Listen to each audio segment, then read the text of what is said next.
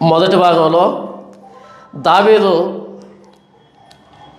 మరణానికి అంచులో ఉన్నప్పుడు తనకి తన దేవుడైన యెహోవా మీద ఉన్నటువంటి ఆ విశ్వాసాన్ని బట్టి, ఆ సాన్నిహిత్యాన్ని బట్టి ఆయన మరణ సమయంలో కూడా ఆయన నా కుడి పార్శ్వమున ఉన్నాడు కనుక నేను కదల్చబడను అన్నాడు.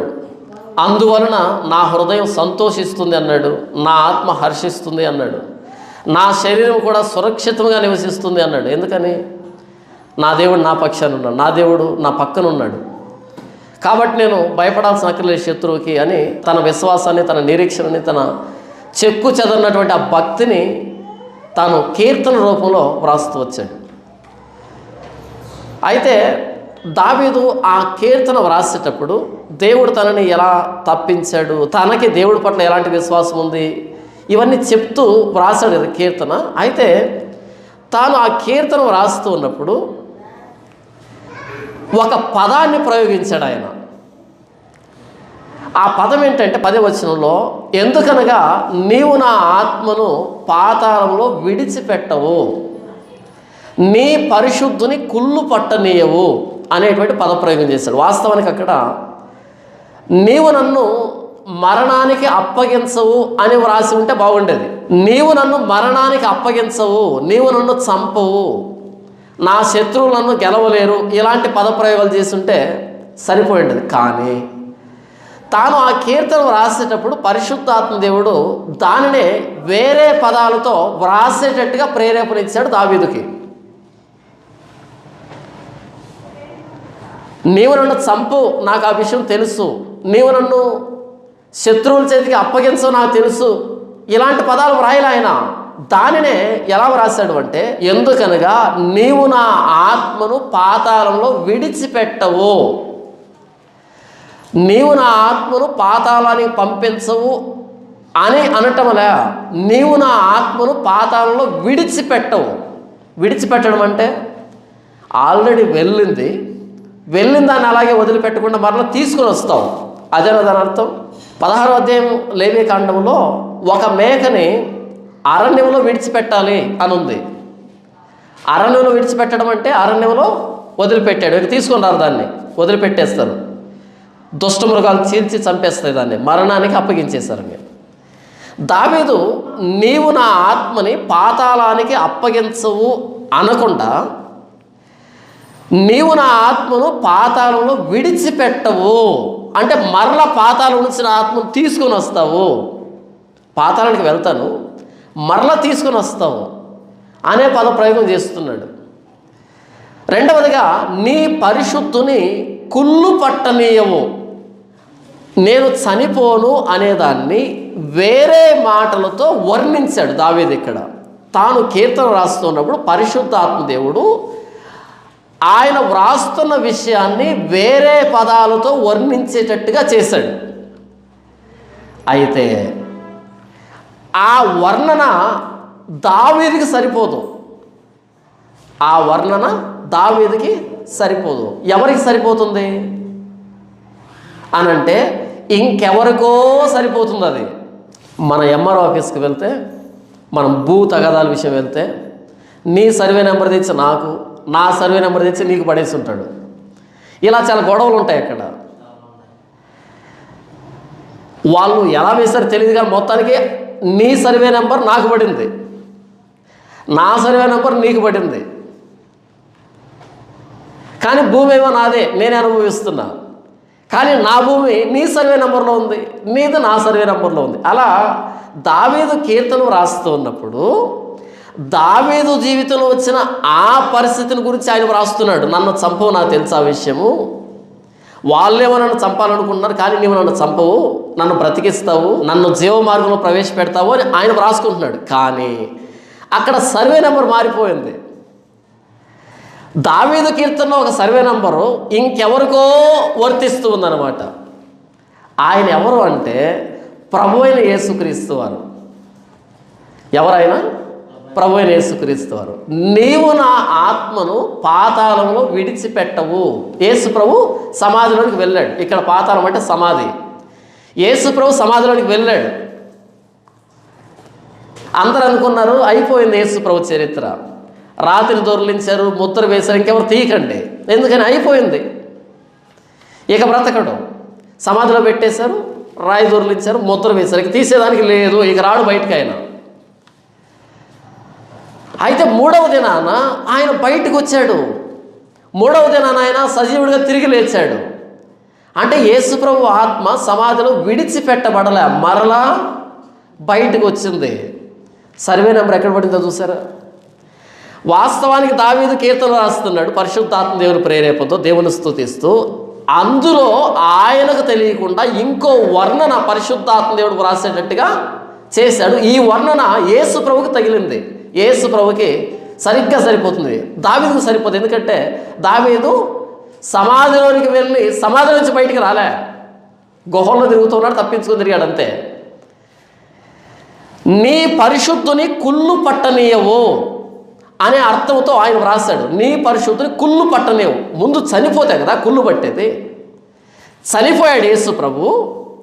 3వ దినాన తిరిగి లేచాడు. 3వ దినం నుంచి కుళ్ళు పట్టడం ప్రారంభమవుతుంది. 3వ రోజు గడిచేటప్పటికి కుళ్ళు పట్టడం ప్రారంభమవుతుంది. లోపల నుంచి కుళ్ళు అనేది ప్రారంభమై ఉబికిపోయి కుళ్ళు పట్టడం ప్రారంభమవుతాడు మనిషి. కుళ్ళు పట్టకముందే ప్రభు అయిన యేసుక్రీస్తు వారు బయటకు వచ్చారు. దావీదు వ్రాసిన ఈ కీర్తన యేసు ప్రభులో నెరవేరింది అక్షరార్థంగా. అపోస్తలుడైన పేతురు పెంతెకోస్తు పండుగ దినాన ప్రసంగం చేస్తున్నాడు. ఆయనను గూర్చి దావీదు ఇట్లా నేను, ఎవరిని గూర్చి? యేసు ప్రభుని గూర్చి దావీదు ఇట్లా నేను. ఎప్పుడన్నాడు ఆయన? అసలు దావీదు తనను గూర్చి కీర్తన రాసుకున్నాడు. కానీ పేతురు ఏమంటున్నాడు? ఆయనను గూర్చి దావీదు ఇలా అన్నాడు. దావీదు వ్రాస్తూ ఉంటే దావీదు ఆ మాటల్ని పరిశుద్ధాత్మ దేవుడు యేసు ప్రభుకి అన్వయించబడేటట్టుగా జోక్యం చేసుకున్నాడు. దావీదు భౌతికమైన మరణం నుంచి తప్పించబడ్డాడు. అందులో ప్రవచనాత్మకంగా యేసు ప్రభు మరణాన్ని గురించి కూడా ప్రవచనం పరిశుద్ధాత్మ దేవుడు ఇచ్చాడు అక్కడ. ఆయనను గూర్చి దావీదు ఇట్లా నేను ఎల్లప్పుడూ నా ఎదుట ప్రభువును చూచుచుంటుని. అది దావీదు ఏమన్నాడు? ఆయన నా కుడి పార్శ్వాన ఉన్నాడు కాబట్టి నేను కదల్చబడను అన్నాడా? దాన్నే నేను ఎల్లప్పుడూ నా ఎదుట ప్రభువును చూచుచుంటుని, ఆయన నా కుడి పార్శ్వము ఉన్నాడు కనుక నేను కదల్చబడను. కావున నా హృదయం ఉల్లసించును, నా నాలుక ఆనందించును, నా శరీరం కూడా నిరీక్షణ కలిగి నిలకడగా ఉండును. నీవు నా ఆత్మను పాతాళంలో విడిచిపెట్టవు, నీ పరిశుద్ధుని కుళ్ళు పట్టనేయవు. నాకు జీవమార్గమును తెలిపితివి, నీ దర్శనం అనుగ్రహించి నన్ను ఉల్లాసంతో నింపెదవు అని వ్రాసి, సహోదరులారా, మూల పురుషుడుకు దావీదును గురించి మీతో నేను ధారాళంగా మాట్లాడవచ్చును. అతడు చనిపోయి సమాధి చేయబడెను, అతని సమాధి నేటి వరకు మన మధ్య ఉన్నది అని మాట్లాడుతూ 31వ వచనంలో క్రీస్తు పాతాళములో విడవబడలేదనియు ఆయన శరీరం కుళ్ళిపోలేదనియు దావీదు ముందుగా తెలుసుకొని ఆయన పునరుద్ధానమును గూర్చి చెప్పెను. ఈ యేసును దేవుడు లేపెను, దీనికి మేమందరం సాక్షులము అని దావీదు వ్రాసిన కీర్తనలో పరిశుద్ధాత్మ దేవుడు యేసుప్రభు మరణ సమాధి పునరుద్ధానాల గురించి చెప్పినటువంటి దానిని పేతురు ప్రస్తావిస్తున్నాడు. అంటే పేతురు 16వ కీర్తన చదివాడు. మనం మొదటి భాగంలో చదివినటువంటి 16వ కీర్తన ఎవరు చదివారు? అపోస్తలుడైన పేతురు చదివాడు. అందులో అపోస్తలుడైన పేతురు యేసు ప్రభువుని నిరూపిస్తున్నాడు. నీవు నా ఆత్మను పాతాళంలో విడిచిపెట్టవనేది దావీదుకు సెట్ కాదు, యేసు ప్రభుకే సెట్ అవుతుంది. పరిశుద్ధాత్మ దేవుడు ముందుగానే చెప్పాడు. దాన్ని నెరవేరుస్తూ యేసు ప్రభు తిరిగి లేచాడు. యేసు ప్రభు లేచేదాన్ని పరిశుద్ధాత్మ దేవుడు అక్కడ వ్రాయించాడు. నీవు నా శరీరాన్ని కుళ్ళిపోనివ్వవు, నా శరీరం కుళ్ళు పట్టదు. దావీదు చనిపోయాడు, సమాధి చేయబడ్డాడు, కుళ్ళు పట్టాడు. కానీ దావీదు కీర్తనలో ఉన్నటువంటి ఇది యేసు ప్రభువును గురించినటువంటిది. యేసు ప్రభు సమాధి చేయబడ్డాడు అరిమత యోసేపు సమాధిలో, కానీ కుళ్ళు పట్టలే. కుళ్ళు పట్టే లోపే ఆయన బయటకు వచ్చేసాడు 3వ దినాన. ఇది యేసు ప్రభువులో నెరవేరింది. దావీదు ద్వారా పరిశుద్ధాత్మ దేవుడు ముందే వ్రాయించాడు. ఈ 16వ అధ్యాయం 10వ వచనం అర్థం ఇదే అని యేసు ప్రభు మరణ సమాధి పునరుద్ధానాలని పేతురు వివరిస్తూ ఉన్నాడు. ఈ 16వ అధ్యాయం 10వ వచనాన్ని ఆధారం చేసుకొని మనం మొదటి భాగంలో చదువుకున్నటువంటి ఈ 16వ కీర్తన అపోస్తలుడైన పేతురు కూడా చదివాడు. అందులో నుంచి యేసు ప్రభు మరణ సమాధి పునరుద్ధానాలని పెంతెకోస్తు పండుగ దినాన్ని వివరించాడు. నంబర్ 2 అపోస్తలుల కార్యములు 13వ అధ్యాయం 35వ వచనాన్ని చూద్దాం. కాబట్టి వేరొక కీర్తన యందు నీ పరిశుద్ధుని కుళ్ళు పట్టనీయవని చెప్పుచున్నాడు. కాబట్టి వేరొక కీర్తన యందు, అప్పట్లో కీర్తనకు నంబర్ లేవు, 1వ కీర్తన 2వ కీర్తన ఇలా కీర్తన నంబర్ లేవు, అప్పట్లో కీర్తన రూపంలో ఉండేటివి. కాబట్టి వేరొక కీర్తన యందు నీ పరిశుద్ధుని కుళ్ళు పట్టనీయవు అని దావీదు చెప్పాడని అపోస్తలుడైన పౌలు అంత్యొకయలో ప్రసంగం చేస్తున్నాడు. అంటే అపోస్తలుడైన పౌలు ఈ 16వ కీర్తన చదివాడు. యేసు ప్రభు తిరిగి లేచిన తర్వాత ఎమ్మాయి అనేటువంటి ఆ గ్రామానికి వెళ్తూ తన శిష్యులతో మాట్లాడుతూ ఒక మాట చెప్పాడు. అంతటా ఆయన మోషే ధర్మశాస్త్రములోను ప్రవక్తల గ్రంథముల్లోను కీర్తనలలోనూ నన్ను గూర్చి వ్రాయబడినవన్నీ నెరవేరవలనని నేను మీ యొద్ద ఉండినప్పుడు మీతో చెప్పిన మాటలు నెరవేరినవని వారితో చెప్పాను. యేసుప్రభు ఏమంటున్నాడు అంటే, నన్ను గూర్చి మోషే ధర్మశాస్త్రంలోను నంబర్ 1, మోషే ధర్మశాస్త్రం అంటే ఆదికాండం నుంచి ద్వితీయోపదేశకాండం, ఈ 5 గ్రంథాలు. నన్ను గూర్చి మోషే ధర్మశాస్త్రంలోను ప్రవక్తల గ్రంథాల్లోనూ, అంటే పెద్ద ప్రవక్తలు చిన్న ప్రవక్తలు మొత్తం అందరు ప్రవక్తల గ్రంథాలు ఉన్నాయి కదా, ఈ ప్రవక్తల గ్రంథాలు అన్నింటిలోనూ, తర్వాత కీర్తనల్లోనూ, అప్పట్లో కీర్తన నంబర్ లేవు, కీర్తనలోను నన్ను గూర్చి వ్రాయబడిన మాటలన్నీ నెరవేరాలి, ఇప్పుడు నెరవేరాయి అని యేసు చెప్తున్నాడంటే 16వ కీర్తన 10వ వచనాన్ని యేసు ప్రభు కీర్తన గ్రంథంలో నా గురించి వ్రాయబడింది. చాలా కీర్తనలో యేసు ప్రభు గురించినటువంటి ప్రవచనాలు ఉన్నాయి, ప్రత్యక్షంగాను పరోక్షంగాను. నీవు నీ పరిశుద్ధుని పాతాళంలో విడిచిపెట్టవు, అంటే పాతాళానికి వెళ్తాడు. పాతాళం అంటే ఇక్కడ సమాధి, షియోల్ అనే పదం వాడబడింది. సమాధికి వెళ్తాడు, అక్కడ వదిలిపెట్టవు అంటే బయటికి తీసుకుని వస్తావు. మరణం, వెళ్ళడం అంటే మరణం, మరలా వస్తాడంటే పునరుద్ధానం. యేసు ప్రభు మరణ సమాధి పునరుద్ధానాల గురించి, నీ పరిశుద్ధుని కుళ్ళు పట్టనేవంటే చనిపోతాడు, ఆయన పరిశుద్ధుడు. కుళ్ళు పట్టనేవంటే కుళ్ళు పట్టే లోపే 3వ దినాన తిరిగి లేస్తాను. మరణ సమాధి పునరుద్ధానాల గురించి కీర్తనలో వ్రాయబడిన దాన్ని యేసు ప్రభు తన శిష్యులతో మాట్లాడుతున్నాడు. యోహాను సువార్త 5వ అధ్యాయం 39వ వచనంలో, లేఖనముల యందు మీకు నిత్య జీవం కలదని తలంచుచు వాటిని పరిశోధించుతున్నారు, అవే నన్ను గురించి సాక్ష్యం ఇచ్చుతున్నవే. లేఖనాలన్నీ మీరు చదివితే అవి నా గురించి సాక్ష్యం ఇస్తున్నాయి. లేఖనాలంటే పాత నిబంధన గ్రంథ వాక్యాలు. ఇవి చదివినప్పుడు అవి నన్ను గూర్చి సాక్ష్యం ఇస్తున్నాయి. లేఖనాల్లో ఏమున్నాయి? యేసు ప్రభువును గూర్చినటువంటి ప్రవచనాలు ఉన్నాయి, యేసు ప్రభువును చూపించేటువంటి ఆ సంకేతాలు ఉన్నాయి.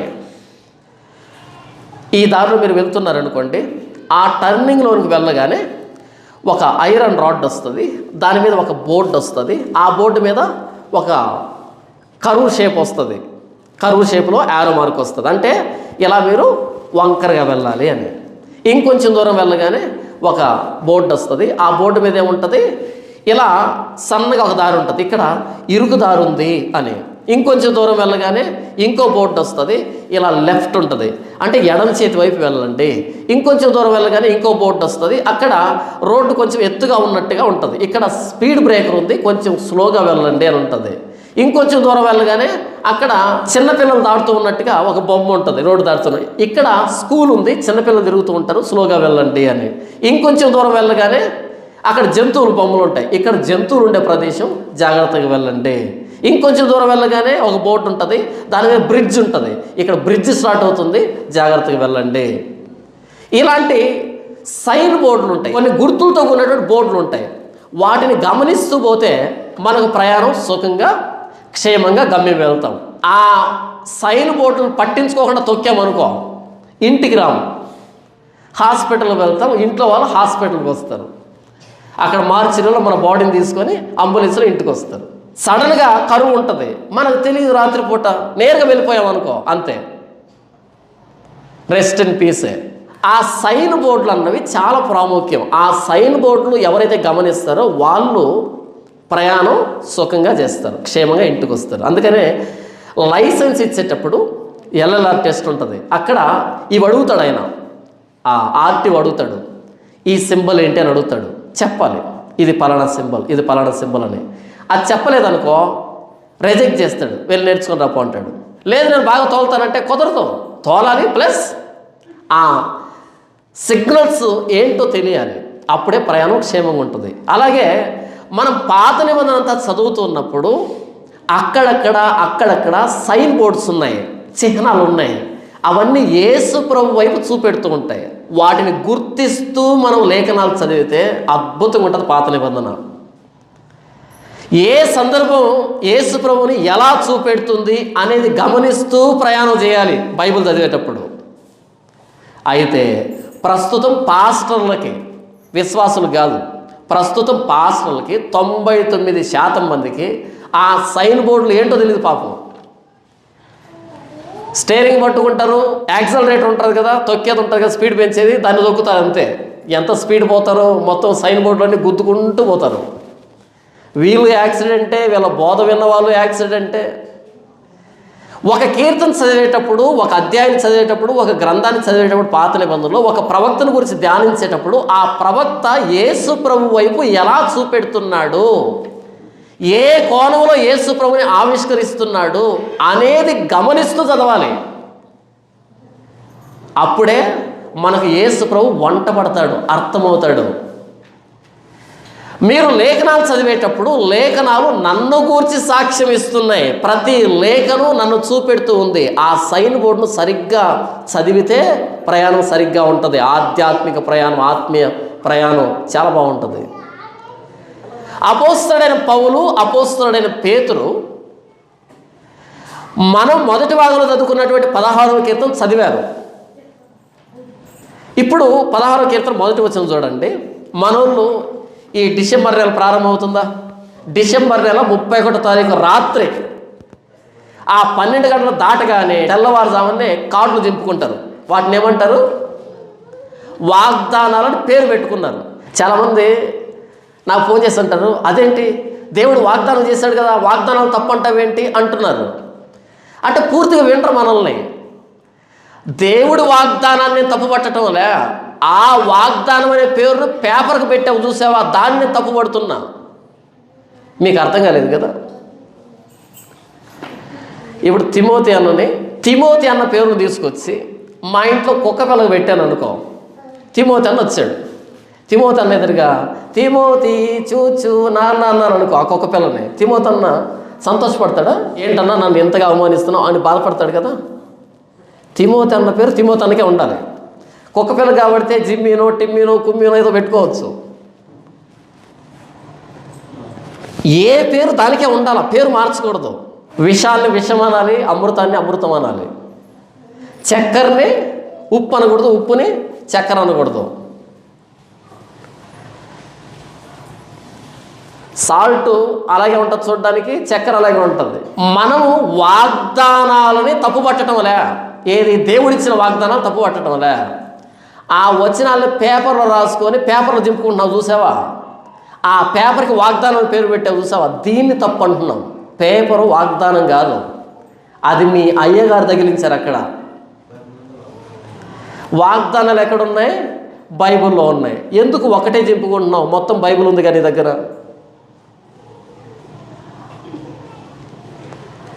మొత్తం బైబిల్లో వాగ్దానాలు ఉంటే ఈ మొత్తం అర్థం చేసుకోకుండా ఇది కాదంట వాగ్దానము, ఆ పేపర్ అంట. ఆ రోజు పోతారు, ఎంత భక్తి శ్రద్ధలతో పోతారో, ప్రత్యేక కానుకలు తీసుకుని పోతారు. సరిగ్గా 3 గంటలకో 4 గంటలకో ఆ పైన ఒక చక్రం కట్టుంటారు, చక్రాన్ని చుట్టూ తగిలించుంటారు, ఒక పాట పాడుతూ ఉంటారు, ఇక్కడ తాడు కట్టుంటారు. ఈ తాడును వదులు చేసి అలా చక్రం కిందికి దిగుతూ ఉంటే అందరికీ కొత్త కొత్త సంతోషాలు ఉప్పొంగిపోతూ ఉంటాయి. ఒకడేమో నేను పలానా అమ్మాయిని పెళ్లి చేసుకోవాలనుకుంటున్నా, దేవుడు నాతో ఏం మాట్లాడతాడో, అంతే కదా వయసులో ఉండాలనుకుంటే కోరికలన్నీ. భార్యతో విసిగిపోతున్నాడు అనుకో, దీనికి విడాకులు ఇస్తానేమో ఈ సంవత్సరం అని. వీడి గొడవ వీడిది, పొలం సమస్యల్లో ఉంది, కోర్టులో ఉంది, దానికి సంబంధించిన గొడవ వాడిది. రకరకాల ఆలోచన పెట్టుకుంటారు. అది అలా కిందికి దిగుతూ ఉంటే దేవుడు నాతో ఏం మాట్లాడతాడు, దేవుడు నాతో ఏం మాట్లాడతాడు. ఏంటి అలా మాట్లాడతాడు దేవుడు? ఇక్కడ మాట్లాడాడు దేవుడు. దీన్ని మేము వాక్యం అంటున్నామండి, కాదన్నా మేము తప్పు పట్టామా? కాదండి. కానీ అది దేవుడిచ్చిన వాగ్దానం. సారీ, అది దేవుడిచ్చిన వాగ్దానం కాదు, అది మీ పాస్టర్ గారు తగిలించిన వాగ్దానం. వాగ్దానం పేరు పెట్టాడు పేపర్కి.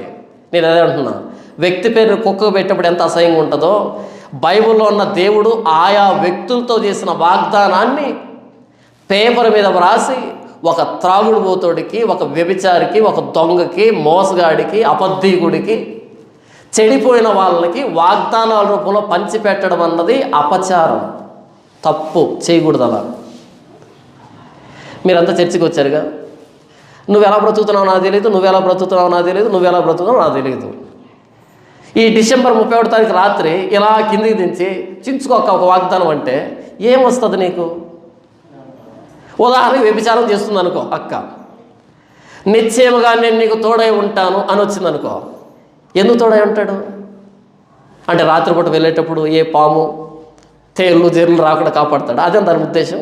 ఒకడు ఎర్రచందనం స్మగ్లింగ్ చేస్తున్నాడు అనుకో, రోజు పని పోతే 500 ఇస్తున్నారు, అక్కడికి వెళ్తే 5000 వస్తాను వెళ్తున్నాడు అనుకో, మనకు తెలియకుండా సీక్రెట్గా. నీ రాకపోకలు ఎందు నీ దేవుడైన యెహోవా నీకు తోడై ఉంటాడు. ఎక్కడ రాకపోకలు? ఎర్రచందనం స్మగ్లింగా? 80 సంవత్సరాల ముసలావిడికి వాగ్దానం వచ్చింది, నీ సంతానాన్ని ఆకాశ నక్షత్రాల వల్ల విస్తరింపజేస్తానని. భర్త చచ్చిపోయాడు. ఇప్పుడంట దేవుడు ఆకాశ నక్షత్రాలతో విస్తారంగా పిల్లలు ఇస్తాడంట. అపచారం కాదు. సెప్టిక్ ట్యాంక్ అంటే తెలుసా మీకు? లెట్రిన్ గుంత ఉంటుందా? ఆ లెట్రిన్ గుంత నిండినప్పుడు దాంట్లో ఉన్నటువంటి ఆ కల్మషాన్ని అంతా ట్యాంకులో తీసుకొని అది దూరంగా వెళ్ళి పడేస్తుంది అనమాట. దాన్ని సెప్టిక్ ట్యాంక్ అంటారు. దాని మీద పేరు రాశాడు, ఏమన్నా తెలుసా? యేసు కృప సెప్టిక్ ట్యాంక్. దేంతో కొడితే వీళ్ళకి సిగ్గు వస్తుంది, బుద్ధి వస్తుంది. వాళ్ళ పాస్టర్ చూడలేదు, దాన్ని చూడటం ఏంటి? ఆయన దగ్గరుండి పేరు పెట్టిస్తాను. ఒక వాహనం తెచ్చినప్పుడు మీరు సైకిల్ కొన్నా సరే నా దగ్గరికి వస్తారు ప్రార్థనకి, అవునా? ఇక సెప్టిక్ ట్యాంక్ కొంటే రాడా పాస్టర్ దగ్గరికి? అయ్యగారు ఏం పేరు పెట్టాలంటే, అరే యేసు ప్రభు నేను దీవించి సెప్టిక్ ట్యాంక్ ఇచ్చాడు. ఏమిచ్చాడు? యేసు ప్రభు నిన్ను దీవించి సెప్టిక్ ట్యాంక్ ఇచ్చాడు కాబట్టి యేసు కృప సెప్టిక్ ట్యాంక్ అని పేరు పెట్టు. లేదా మీ భార్య పేరు పెట్టు, ఒప్పుకుంటుందేమో. సరోజ సెప్టిక్ ట్యాంక్ బాగుండలే? ఒప్పుకుంటుంది అమ్మ? చీపురు తిరిగేసి కొడుతుంది. పేపర్లు తీసుకొని కలర్ ప్రింటింగ్ వేసి దాని మీద వాక్యం రాసి వాగ్దానం అని పేరు పెట్టుకున్నారు. సెప్టిక్ ట్యాంకు ముందు యేసు ప్రభు పేరు పెడితే ఎంత అసహ్యంగా ఉందో అంత అసహ్యంగా ఉంది. మరలా అదేంటన్నా మీరు వాగ్దానాలు నమ్మరా? వాగ్దానాలు నమ్మడం ఏంటి? బైబిల్లో ఉన్న ప్రతి కామాను పుల్ స్టాప్ను కూడా నమ్ముతా నేను. దేవుడు మాట్లాడిన ప్రతి మాటను నమ్ముతా నేను. అయితే ఆ సందర్భం ఎలా యేసు ప్రభువుని చూపెడుతుందో దాన్ని అర్థం చేసుకుంటూ ప్రయాణం చేస్తాను నేను. నీ మాదిర తల తోక తొండం లేకుండా బాగుంది తీసేసుకొని రాసేసుకోవడమే. ఒక కాలేజ్ అమ్మాయికి గర్భం వచ్చింది. నాన్న పట్టుకొని దబా దబా కొడుతున్నాడు. అప్పుడు ఆ పాప విదిలించుకొని, నన్ను నువ్వు దేవుని నమ్ముతున్నావా లేదా? నన్ను ఎంత మాట అంటావా? దేవుడు నాకు ప్రాణం. మరైతే దేవుడు ఇచ్చిన వాగ్దానాన్ని ఎందుకు నువ్వు వ్యతిరేకిస్తున్నావు? ఏం వాగ్దానమే అంటే ఆ వాగ్దానం ఇది చూపించింది, కన్యక గర్భవతి కుమారుని గనను. సరిపోయిందా? అలా సమయము సందర్భము తోక తొండం లేకుండా దాన్ని తీసుకొని మనం రాసుకొని అక్కడ తగిలించుకొని మనం చింపుకున్నాం అనుకో, చండాలంగా అసహ్యంగా ఉంటుంది. ప్రతి సందర్భం యేసు ప్రభువుని ఎలా చూపెడుతుందో ఆ దిశలో యేసు ప్రభువుని అర్థం చేసుకోవాలి తప్ప ఇదేదో బాగుందని రాసుకొని మనం తీసుకోకూడదు. ఎందుకు ఇదంతా చెప్పాను నేను? 16వ కీర్తన అపోస్తలుడైన పేతురు చదివినప్పుడు యేసు ప్రభు మరణ సమాధి పునరుద్ధానాల గురించినటువంటి ప్రవచనం ఆయనకు బోధపడింది. పరిశుద్ధాత్మ దేవుడు యేసు ప్రభువుని గురించి దావీదు కలం వెంబడి ఇక్కడ వ్రాయించాడని ఆయన అర్థం చేసుకున్నాడు, ప్రసంగం చేశాడు. అదే సందర్భాన్ని అపోస్తలుడైన పౌలు చదివినప్పుడు ఆయన కూడా యేసు ప్రభు మరణ సమాధి పునరుద్ధానాలు అర్థమయ్యాయి ఆ 16వ అధ్యాయం 10వ వచనంలో. ఇప్పుడు మనం చదువుతాం 16వ అధ్యాయం 1వ వచనాన్ని. మనకు ఆ ముక్క కాకుండా ఇంకన్నీ అర్థమవుతాయి. చూడండి ఎంత బాగా అర్థమవుతాయో. 1వ వచనం, దేవా నీ శరణు వచ్చి ఉన్నాను, నన్ను కాపాడుము. మనకే కదా ఇది. చూడండి ఈ డిసెంబర్ నెల చివరిలో వాగ్దానం, నన్ను కాపాడుము. కీర్తన 16:1. ఇది నా వాగ్దానం అంటే మనకి ఇది అర్థమైందనమాట చదివితే. అపోస్తలులు ఎలా లేఖనాలను చదివారు, మనం లేఖనాలను ఎలా అపార్థం చేసుకుంటున్నాము అన్నది చెప్తున్నాను. 2వ వచనం, నీవే ప్రభుడవు, నీకంటే నాకు క్షేమాధారం ఏదీ లేదు. ఇది అర్థమవుతుంది మనకి, రాసుకుంటాం. నీకంటే క్షేమాధారం ఏది లేదు, వాగ్దానం. కీర్తనలు 16:2. అపోస్తలుడైన పేతురుకి ఇది వెలగలే. అపోస్తలుడైన పేతురు ఈ అధ్యాయాన్ని చదువుతున్నప్పుడు, ఈ కీర్తన చదువుతున్నప్పుడు, అపోస్తలుడైన పౌలు ఈ కీర్తన చదువుతున్నప్పుడు ఇక్కడ ఆగరు ఆయన. మనం ఎక్కడ అడుగుతాం? నీకంటే క్షేమాధారం నాకు ఏదీ లేదు. రాసేయి, గోడల మీద రాసేయి, పేపర్ మీద రాసేయి. ఇది వాగ్దానం అనుకున్నాం మనం. మనతో చెప్పిన మాట కాదు అది. దావీదు దేవుడికి తనతో ఉన్న సంబంధాన్ని బట్టి అర్థం చేసుకున్నవాడై దేవుణ్ణి అనుభవిస్తూ రాసిన మాట. మనం ఎప్పుడు అనుభవించావు దేవుణ్ణి? మనకు దేవుడితో మంచి సంబంధాలు ఉన్నాయా? ఉన్నాయా? దావీదు అన్నాడు, ఆయన నా కుడి పార్శ్వమున ఉన్నాడు కాబట్టి నేను కదల్చబడను అన్నాడు. అంత దగ్గర సంబంధం అన్నాడు. మనకెక్కడ దగ్గర సంబంధం ఉంది? అన్నీ పనికిరాని పనులు చేస్తాం కదా మనం. పాపాలు చేసే వారికి దేవునితో సంబంధం ఉండదు. ఉంటుందా? ఒక ఆయన ఫ్యాన్సీ షాప్ పెట్టాడు, కృప ఫ్యాన్సీ స్టోర్. కృప ఫ్యాన్సీ స్టోర్. మరి కృప అనే పదాన్ని ఎందుకు వాడతారో నాకు తెలియదు, కానీ హోసన్న వాళ్ళు కూడా పాటల్లో పదే పదే కృప కృప కృప మొత్తుకుంటూ ఉంటారు. మరి అది వాళ్ళకి ఏమర్థమైందో నాకు తెలియదు. మొన్న ఒక ప్రాంతానికి వెళ్తే ఆరాధన చేస్తున్నారు ఇంట్లో. కృప కృప కృప, గ్లోరీ గ్లోరీ గ్లోరీ, కృప కృప అని 45 నిమిషాలు అరిచారు. అది ఆరాధన? మీకు ఉదయాన్నే ఆకలి అవుతుంది అనుకోండి, కళ్ళు మూసుకొని 2 చేతులు పైకి ఎత్తి ఇడ్లీ ఇడ్లీ ఇడ్లీ ఇడ్లీ అని 45 నిమిషాలు అరిచారనుకోండి, కడుపు నిండుతుందా? ఆకలి పెరుగుతుంది కదా. కృప కృప కృప అని 45 నిమిషాలు అరిస్తే ఆరాధన ఎందుకు అవుతుంది? అల్లరి అవుతుంది అది. మీకు తెలుసా ఎన్ని రకాలుగా అరిచారో? చిన్నగా అన్నారు కృప అని, పెద్దగా అన్నారు కృప అని, స్పీడ్గా అన్నారు కృప అని, స్లోగా అన్నారు. లోపల లేడీస్ ఉన్నారు, బయట జెంట్స్ ఉన్నారు. గృహకోడికి అది. లోపల స్త్రీలు ఉన్నారు, బయట పురుషులు ఉన్నారు. అందరు చేతులు ఎత్తారు, కళ్ళు మూసుకున్నారు. లోపల నుంచి ఆయన కృప అనేది ఆ గ్యాప్లో సౌండ్స్ వస్తున్నాయి. అని అరుస్తున్నారు, దొల్లుతున్నారు, రొప్పుతున్నారు. నాకు తెలిసి మీరు ఉదయం నుంచి సాయంకాలం వరకు పని చేసినా సరే అంత రొప్పరు మీరు. ఎందుకంటే కొద్దిగా గ్యాప్ ఇచ్చి పని చేస్తారు కదా. కానీ ఇది ఆరాధన కదా, గ్యాప్ ఉండకూడదు. ఇక వీళ్ళు కొట్టే కొద్దీ ఎగరడమే. ఆ బీట్ అనేది ఇక పెరగడమే, తగ్గేదేమి ఉండదు. దొర్లి మీరు సాయంకాలం దాకా పనిచేసి ఎంత చెమట కారుతుందో ఆ 45 నిమిషాల్లో అంతకు 2 చెమట కారుతుంది వాళ్ళకి. అంతా అయిపోయిన తర్వాత అప్పుడు తేరుకొని, అప్పుడు మరలా అన్నీ సరి చేసుకొని, బట్టలు గిట్టలు సరి చేసుకొని, అప్పుడు మరలా ఇక్కడ నిలబడి ఉంటారు కదా. స్టార్టింగ్లో కృప అనే దానికంటే ముందు ఇక్కడ నిలబడి చేతులు ఎత్తుంటారు కదా. ఆ మూల ఉంటారు. ఆ మూల కళ్ళు తెరిచి ఎక్కడున్నాను నేనని మొబైల్ తీసి గూగుల్ మ్యాప్ ఆన్ చేసి, ఓహో నా ప్లేస్ అది కదా అని ఆ గూగుల్ మ్యాప్ ప్రకారంగా మరలా వాళ్ళ స్థానానికి వచ్చి నిలబడుకుంటారు. ఆ తర్వాత 2 నిమిషాలు వాకింగ్ చెప్తాడు ఆయన. ఎన్ని నిమిషాలు అంటే భోజనానికి సమయం అవుతుంటుంది కదా. ఇంత రొప్పినోళ్ళు ఇక వినరు. అయిపోయింది, ఎనర్జీ అంతా పోయింది కాబట్టి ఇక భోజనానికి తూతూ మంత్రంగా మమ అనిపిస్తాడు 2 నిమిషాల్లో.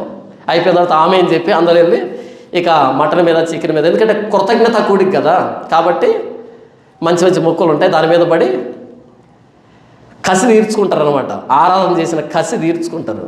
కృప అనే పదం ఏంటి ఇంతకీ? దాన్ని అర్థం చేసుకుంటే అక్కడి నుంచి ఆ మాధుర్యం బయటకు వస్తుంది. దేవుని యందు మనకు అది వస్తుంది. కృప అనే పదానికి అర్థం తెలియదు. అసలు అర్థం ఏంటి అడగండి. కృప అనే వాళ్ళని కృప అంటే అర్థం ఏంటని అడగండి, తెలియదు. దాని అర్థం తెలియదు. కృప ఫ్యాన్సీ స్టోర్, 2 రూపాయలు తెస్తాడు, 20 రూపాయలకు అమ్ముతాడు. చూసారా యేసు ప్రభు కృప ఎంత బాగా పనిచేస్తుందో. ఒక క్లాత్ ఇస్తాడు, అన్న రంగు పోతుందా? సంవత్సరం గ్యారంటీ, రంగు పోతే తీసుకొని రా అంటాడు. అవునా? 2వ ఉతుక్కే ఎర్రగా ఉండే తెల్లగా వస్తుంది. తీసుకుని వెళ్ళామనుకో, నేను ఇచ్చింది ఇది కాదు, నీకు గ్యారెంటీ కార్డు ఏమని ఇచ్చానా? నువ్వు ఎలా ఉతికావో, ఎక్కడ ఆరేసావో, ఇలాంటి కండిషన్లు అన్నీ తీస్తాడు అప్పుడు. అవునా? వ్యాపారం అంటే మోసం అన్నప్పుడు మోసం చేస్తేనే కదా లాభం వస్తుంది. నువ్వు అక్కడ 2 రూపాయలు తీసుకొచ్చి ఇక్కడ 2 రూపాయలకి అమ్మితే నీకు నష్టమే కదా. కాబట్టి ఎక్కువ కమ్మాలంటే వచ్చిన కస్టమర్కి, అయ్యా నేను 2 రూపాయలు తీసుకొచ్చాను, నేను ఇంకో 2 రూపాయలు ఎక్స్ట్రా వేసి అమ్ముతున్నాను, 4 రూపాయలు ఇవ్వంటే ఇస్తాడా? ఇవ్వడో. 2 రూపాయలు కాస్త 12 రూపాయలు అనాలి. వాడు గోకి 6 రూపాయలకు వస్తాడు. 6 రూపాయలకి ఇస్తాం, 4 రూపాయలు లాభం. అవునా? ఇలాంటి షాపుకి కృప అనే టైటిల్ దేనికి? యేసు ప్రభు కూడా వ్యాపారం చేశాడు మనతో, కృప అని.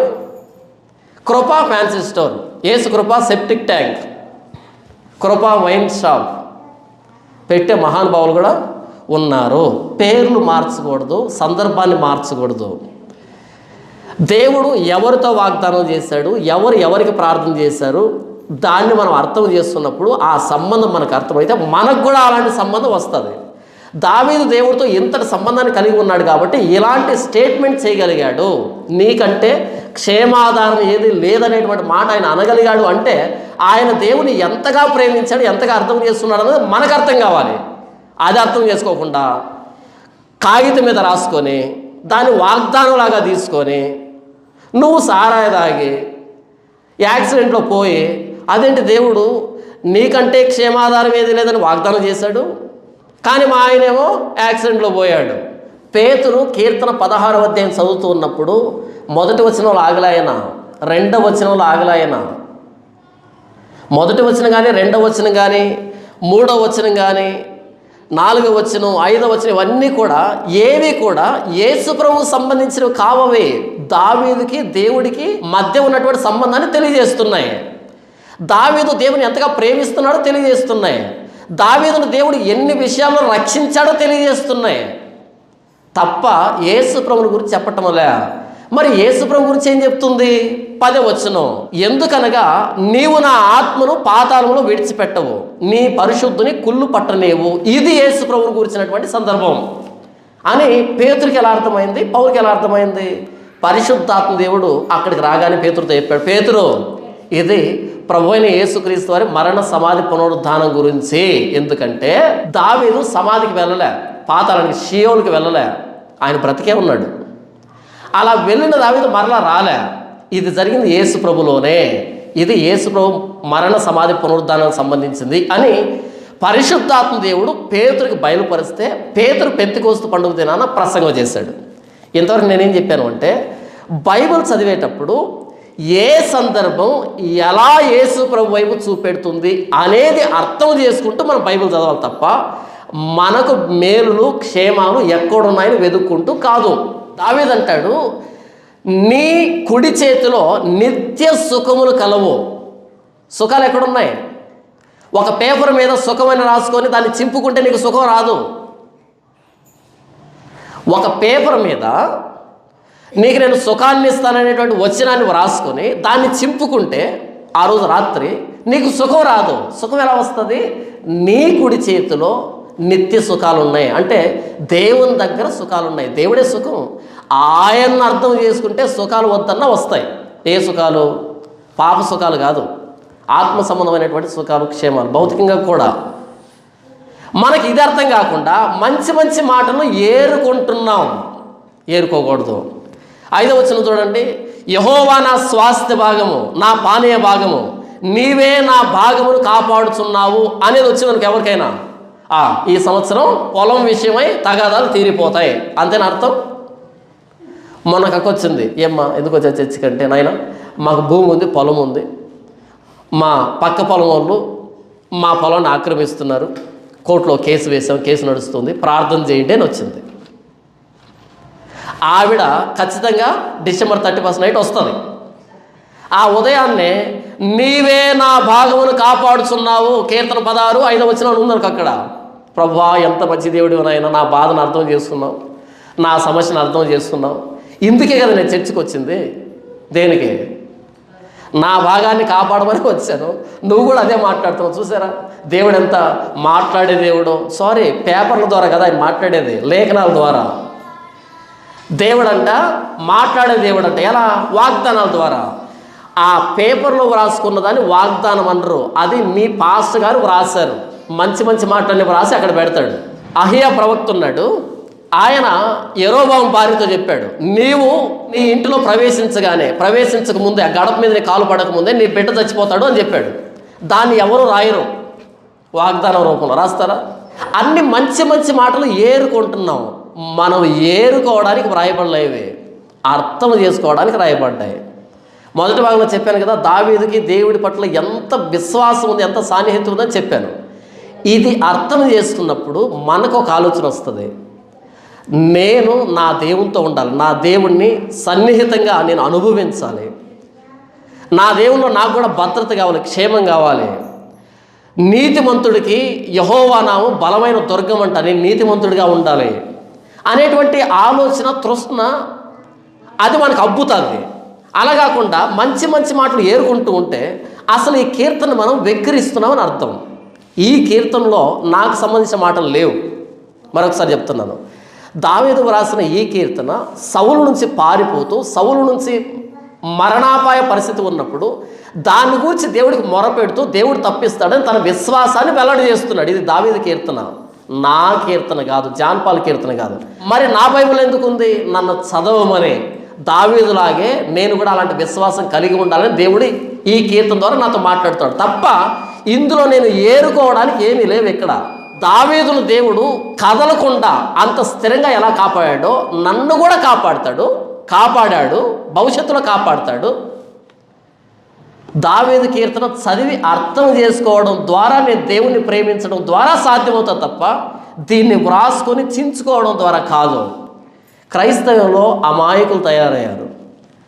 యేసుప్రభు అన్నాడు, లేఖనాలు మీరు చదువుతున్నారు కదా, లేఖనాలు మీరు చదివినప్పుడు అవి నన్ను గూర్చి సాక్ష్యం ఇస్తున్నాయి. లేఖనాల్లో యేసుప్రభుని గూర్చి వెతకాలి తప్ప లేఖనాల్లో మన గూర్చి వెతకూడదు అన్న. మరి వాగ్దానం కాదా? నీవే నా భాగమని కాపాడుతున్నావని వాగ్దానం కావచ్చు, కానీ అల్టిమేట్ వాగ్దానం ఒకటి ఉంది, చిట్ట చివరి వాగ్దానం, శ్రేష్టమైన వాగ్దానం ఒకటి ఉంది. అదేంటంటే ప్రభువైన యేసుక్రీస్తు వారి మరణ సమాధి పునరుద్ధానాలు. అన్నింటికంటే శ్రేష్టమైన బహుమానమైన వాగ్దానం ప్రభువైన యేసుక్రీస్తు వారు. ఆయన్ని ఎందుకు మనం అర్థం చేసుకోవటం లేదు? ఈ 16వ కీర్తన 10వ వచనంలో యేసుప్రభు మరణ సమాధి పునరుద్ధానాల గురించి చెబుతూ ఉంటే ఆ మరణ సమాధి పునరుద్ధానాలు అర్థం చేసుకోకుండా ఎందుకని మిగతా వచనాల్లో ఆగిపోయాము? దేవుడు నన్ను కాపాడుతాడు, దేవుడు నన్ను దీవిస్తాడు, ఇవన్నీ మాట్లాడుకుంటున్నామే. లేఖనాలు నన్ను గురించి సాక్ష్యం ఇస్తున్నాయి, వాటిని పరిశోధించండి యేసుప్రభు చెబితే, అంటే నన్ను అర్థం చేసుకోవడానికి లేఖనాలు చదవండి అని యేసుప్రభు చెబితే, యేసుప్రభును అర్థం చేసుకునే కోణంలో లేఖనాలు చదవకుండా మనల్ని ఓదార్చుకునే కోణంలో లేఖనాలు చదువుతున్నాం. ఎంత అపార్థం చేసుకున్నాం. యేసుప్రభు రాకముందు కొన్ని వేల సంవత్సరాల క్రితం భక్తులు వారు వ్రాస్తూ ఉంటే వారి వ్రాతలో యేసుప్రభుని కూర్చున్నటువంటి విషయాల్ని పరిశుద్ధాత్మ దేవుడు అంతర్లీనంగా ఉంచాడు. వాటిని అపోస్తలులు వెలుగు తీశారు. ఇవి యేసుప్రభుని గూర్చి అని. ఇంత ప్రణాళిక జరిగింది, ఇంత చరిత్ర జరిగింది యేసుప్రభు కంటే ముందు యేసుప్రభు గుర్తుపట్టడానికి. ఒకవేళ యూదులకి యేసుప్రభు గురించి నేరుగా ప్రకటిస్తే యూదులు నమ్మరు, ఆయనను అబద్ధ ప్రవక్త అంటారు. పేతురు, మీరు పట్టుకున్న మీ గ్రంథంలోనే, మీ కీర్తన గ్రంథంలోనే 16వ కీర్తనలో 10వ వచనంలో వ్రాయబడినటువంటి లేఖనం దావీదు గురించి కాదు, దావీదు ద్వారా పరిశుద్ధాత్మ దేవుడు యేసుప్రభు గురించి చెప్పినటువంటి లేఖనం అది అని చెప్పగానే యూదుడికి వేరే దారి లేదు, నమ్మి తీరాలి. అవును కదా, దావీదు సమాధిలోకి వెళ్ళలేదు, కుళ్ళిపోకుండా బయటికి రాలేదు. ఇవి రెండు జరిగింది యేసుప్రభులో కదా, కాబట్టి నమ్మి తీరాల్సిందే. ఇంత బృహత్తరమైనటువంటి వాక్యాన్ని మనం అర్థం చేసుకోకుండా మిగిలినటువంటి వచనాలు నావి అనుకుంటే యేసుప్రభును మనం అవమానిస్తున్నాం. యేసుప్రభు ఎమ్మాయి దారిలో వెళ్తూ నన్ను గూర్చి ధర్మశాస్త్రంలోను, నన్ను గూర్చి ప్రవక్తల గ్రంథాల్లోను, నన్ను గూర్చి కీర్తన గ్రంథంలోను వ్రాయబడి ఉన్న మాటలు నెరవేరాలి, ఇప్పుడు నెరవేరాయి అని చెప్పినప్పుడు ధర్మశాస్త్రంలో యేసుప్రభు గురించి ఎక్కడెక్కడ వ్రాయబడ్డాయి, ఎలా వ్రాయబడ్డాయి, ప్రత్యక్షంగా ఎక్కడ వ్రాయబడ్డాయి, పరోక్షంగా ఎక్కడ వ్రాయబడ్డాయి అనే విషయాలు మనకు అర్థం కాకుండా ధర్మశాస్త్రం ఎన్నిసార్లు చదివినా సరే ఉపయోగం లేదు. ప్రవక్తల గ్రంథాల్లో నేరుగా యేసుప్రభు గురించి ఎలా వ్రాయబడ్డాయి, పరోక్షంగా యేసుప్రభు గురించి ఎక్కడెక్కడ వ్రాయబడ్డాయి, ఎలా వ్రాయబడ్డాయి, ఏ సందర్భం ఎలా యేసుప్రభుని చూపెడుతుంది అనేది అర్థం చేసుకోకుండా ప్రవక్తల గ్రంథాలు చదివితే ఉపయోగం లేదు. కీర్తన గ్రంథంలో ఏ కీర్తన యేసుప్రభు గురించి రాయబడింది, ఎలా పరోక్షంగా ప్రత్యక్షంగా రాయబడింది అనేది అర్థం చేసుకోకుండా కీర్తన చదివితే ఉపయోగం లేదు. ఈరోజు వాగ్దానాల పేరుతో పేపర్లు దింపుకున్న వాళ్ళందరూ కూడా సమయాన్ని, సందర్భాన్ని విస్మరించి వారికి ఇష్టం వచ్చిన దాన్ని వ్రాసుకొని వాళ్ళ ఆత్మ సంతృప్తి కోసం చింపుకుంటున్నారు తప్ప లేఖనాన్ని గౌరవించటం లేదు వాళ్ళు. నేనేం చెప్తున్నాను అంటే, మనం చదివిన ఇదే కీర్తన ఒకప్పుడు పేతురు చదివాడు. ఆయన 10వ వచనం దగ్గరికి వచ్చి ఆగి ఇది యేసు ప్రభు గురించి అని పెంతెకోస్తు పండుగ దిన ప్రసంగం చేస్తే 3000 మంది మారు మనసు పొందారు, బాప్తిసం తీసుకున్నారు. కానీ ఇదే 16వ కీర్తనని మనం కొన్ని వందల సార్లు చదివినా సరే మనల్ని మనం ఓదార్చుకుంటున్నాం తప్ప జీవితం మారలే. కారణం ఏంటి? దాన్ని ఎలా చదవాలో అలా చదవలేదు కాబట్టి. ఓసారి కాకినాడ వెళ్ళాను. కాకినాడ అనగానే ఏం గుర్తొస్తుంది? కాజాలు. తమ్ముడు ఏం కావాలని అడిగాడు ఆయన. నేను అన్నాను, అన్న కాకినాడ కాజా ఫేమస్ కదా, కాజా తినాలనుకుంటున్నాను అన్నా. సరేనని కొన్ని తీసుకొచ్చాడు, తీసుకొని తిన్నాను. తింటే మన కడప జిల్లాలో కాజా తింటే ఎలా ఉంటుందో అలాగే ఉంది అది. నేను అన్నా, అన్న కాకినాడ కాజా ఫేమస్ అంటారు కదా, ఇదేంటి మా కడపలో ఎలా ఉందో ఇక్కడ కూడా అలాగే ఉంది అని అన్నాను. అప్పుడు ఆయన అన్నాడు, తమ్ముడు ఇప్పుడు కాకినాడ కాజా అని బాగా ఫేమస్ అయింది కాబట్టి కొనేవాళ్ళు విపరీతంగా వచ్చేస్తున్నారు, ఎక్కడికెక్కడికో వెళ్ళిపోతున్నాయి, కాబట్టి దీని ఒరిజినల్ టేస్ట్ అన్నది మిస్ అయింది. దీని ఒరిజినల్ టేస్ట్ ఎలా అంటే, దీన్ని ఎవరైతే తయారు చేస్తారో ఆ వ్యక్తిని పక్కన నిలబడి దాన్ని ఎలా తినాలో, ఎంత ముంచుకోవాలో, ఏది తాగాలో చెప్పి తినిపించాలి, ఇది కాజా తినేటువంటి పద్ధతి అన్నాడు ఆయన. ఇప్పుడేమైందంటే వ్యాపారం విస్తరించి చేస్తున్నారు, అక్కడ పెడుతున్నారు, తీసుకుని వెళ్ళిపోతున్నారు తప్ప దాన్ని తినే విధానం ఇది కాదు అన్నాడు ఆయన. అప్పుడు అర్థమైంది, ఓహో ఒక్కో వంటకాన్ని ఒక్కో విధంగా తినాలి, ఆ చేసిన వాడు చెప్పాలి ఎలా తినాలి అని. అలాగే దేవుడు ఈ అధ్యాయాన్ని ఎందుకు వ్రాయించాడో ఆ ఉద్దేశం మనకు అర్థమైనప్పుడు మన ఆత్మ ఫలిస్తుంది, మన ఆత్మకి ఆ సత్యం బోధపడుతుంది. పేతురు ఈ 16వ అధ్యాయాన్ని చదివినప్పుడు, కీర్తన చదివినప్పుడు 10వ వచనం దగ్గరికి వచ్చి ఆగి, దావీదు యేసుప్రభు మరణ సమాధి పునరుద్ధానాల గురించి ప్రవచించాడు అనేదాన్ని పట్టుకున్నాడు ఆయన. ఒకవేళ పేతురు ఈ ముక్క చెప్పకుండా ఉంటే అపోస్తుల కార్యంలో మనం ఎన్నిసార్లు చదివినా సరే ఈ పైన ఉన్నటువంటి వాగ్దానాలన్నీ ఏరుకుండే వాళ్ళం తప్ప అసలైన వాగ్దానాన్ని వదిలిపెట్టి ఉండేవాళ్ళమే. ఏ పరిశుద్ధాత్మ దేవుడైతే ఈ గ్రంథాన్ని వ్రాయించాడో ఆ పరిశుద్ధాత్మ దేవుడు దీన్ని మనకు అర్థం చేస్తే ఆ ఆనందం వేరేగా ఉంటుంది. పేతురులాగా మారుతాం, పౌల్లాగా మారుతాం. పేతురు ఈ అధ్యాయాన్ని చదివి యేసుప్రభు మరణ సమాధి పునరుద్ధానాన్ని అర్థం చేస్తున్నాడు. ఇప్పుడు ఇంకో విషయం చెప్తాను. పేతురు పెంతెకోస్తు పండుగ దినాన ప్రసంగం చేశాడు కదా, ఆ ప్రసంగంలో ఈ కీర్తన రాశాడు కదా. పేతురు ఎప్పుడు ఆ ప్రసంగం చేశాడు అంటే క్రీస్తు శకం 30వ సంవత్సరంలో. ఎప్పుడు? క్రీస్తు శకం 30వ సంవత్సరంలో పెంతెకోస్తు పండుగ దినాన, అది జూన్ నెల. అప్పుడు ఆ పెంతెకోస్తు పండుగ దినాన ప్రసంగం చేశాడు. ఆ ఎదురుగా పౌలు లేడు, ఆ ఎదురుగా గుంపులో ఎవరు లేరు, అపోస్తలుడైన పౌలు లేడు. అప్పటికి పౌలు ఇంకా రాలే. అలా పేతురు పెంతెకోస్తు పండుగ దినాన ప్రసంగం చేసిన 2 సంవత్సరాల తర్వాత సౌలుగా ఉన్నటువంటి పౌలు దమస్కు వెళ్తూ ఉంటే అక్కడ యేసుప్రభు కనిపించి మారు మనసు పొంది బాప్తిజం తీసుకొని యేసుప్రభు శిష్యుడిగా మారాడు. అంటే పేతురు చేసిన ఈ ప్రసంగానికి పౌలుకి అస్సలు సంబంధం లేదు. పౌలు యేసుప్రభుని నమ్ముకొని అక్కడి నుంచి మొదటి ప్రయాణం అంత్యోకి వెళ్ళి అక్కడ ప్రసంగం చేసేటప్పటికి చాలా సంవత్సరాలు గడిచాయి. ఆ ప్రసంగంలో ఈ 16వ అధ్యాయం 10వ వచనాన్ని కోట్ చేస్తున్నాడు ఆయన. నీవు నా ఆత్మను పాతాళంలో విడిచిపెట్టవు, నీ పరిశుద్ధులు కుళ్ళు పట్టనేవు అని వేరొక కీర్తనలో ఉందని అక్కడ అంత్యోకియలో ప్రసంగం చేస్తున్నాడు. అదే ప్రసంగాన్ని పేతురు పెంతెకోస్తు పండుగ దినాన యెరూషలేములో చేశాడు. ఇద్దరు ఇదే కీర్తన చదివారు, ఇద్దరు అదే విషయాన్ని అర్థం చేస్తున్నారు. పేతురు ప్రసంగం చేసింది పౌలుకు తెలియదు, పౌలు ప్రసంగం చేసింది పేతురుకు తెలియదు. ఇద్దరికి తెలియకున్నా సరే ఈ అధ్యాయాన్ని ఇచ్చినప్పుడు ఇద్దరు ఒకేలాగా అర్థం చేస్తున్నారు. వీళ్ళిద్దరైనా మిగిలినటువంటి 10 మంది కూడా ఇలాగే అర్థం చేసుకుంటారా? మిగిలినటువంటి 11 మంది అపోస్తలు కూడా ఇదే విషయాన్ని అర్థం చేస్తుంటారు. అపోస్తలు పాత నిబంధన చదివేటప్పుడు ధర్మశాస్త్రంలో కానీ, ప్రవక్తల గ్రంథాల్లో కానీ, కీర్తన గ్రంథాల్లో కానీ మొత్తం పాత నిబంధనలో యేసుప్రభు మరణ సమాధి పునరుద్ధానాల గురించి, యేసుప్రభు పరిచర్య గురించి, యేసుప్రభు అనే వ్యక్తి గురించి ఎక్కడెక్కడ వ్రాయబడింది అనే కోణంలోనే చదువుతారు. కాబట్టి పేతురు అదే ప్రసంగం చేశాడు, పౌలు అదే ప్రసంగం చేశాడు కొన్ని సంవత్సరాల తర్వాత కూడా, ఇద్దరికి సంబంధం లేకపోయినా సరే. అయితే నీకు ఈ బైబిల్ని ఇచ్చి నేను ఈ బైబిల్ని పట్టుకొని మీరు 16వ అధ్యాయం చదువుతున్నప్పుడు, నేను 16వ కీర్తన చదువుతున్నప్పుడు నీకు నాకు ఇద్దరికి ఒకటే అర్థమవుతుందా? అర్థం కావట్లేదు కదా. నీకు వేరేలా అర్థమవుతుంది, నాకు వేరేలా అర్థమవుతుంది. అంటే నీవు నీ స్వార్థం కోసం చదువుతున్నావు, నేను నా స్వార్థం కోసం చదువుతున్నావు. ఎప్పుడు మన ఇద్దరికి ఒకటే విషయం అర్థమవుతుందంటే మన ఇద్దరి కోసం ప్రాణం పెట్టిన ప్రభు అయిన యేసుక్రీస్తుని మహిమపరచాలి అనే కోణంలో చదివితే నీకు నాకు ఒకటే అర్థమవుతుంది. మన కోసం ప్రాణం పెట్టిన యేసుప్రభు ప్రాణత్యాగాన్ని గౌరవిద్దాం అని కాకుండా నా సిద్ధాంతాన్ని నేను బలపరుచుకుందాం, నీ సిద్ధాంతాన్ని నువ్వు బలపరుచుకుందాం అని చదివినప్పుడు నీకు ఒకలాగా నాకు ఒకలాగా బైబిల్ అర్థమవుతుంది. పాత నిబంధన అంతా యేసు ప్రభు గురించి చూపెడుతూ ఉంది.